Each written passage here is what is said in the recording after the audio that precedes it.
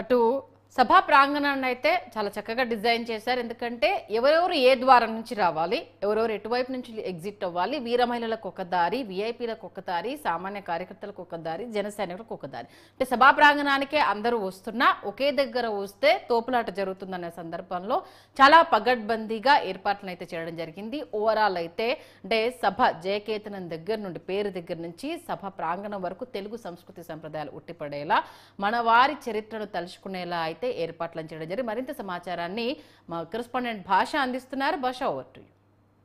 6 నెలల ఎన్డీఏ కూటమి ప్రభుత్వ పాలనలో రెండవ స్థానానికి దశాబ్దాలుగా ఊపు లేకుండా గిరిజన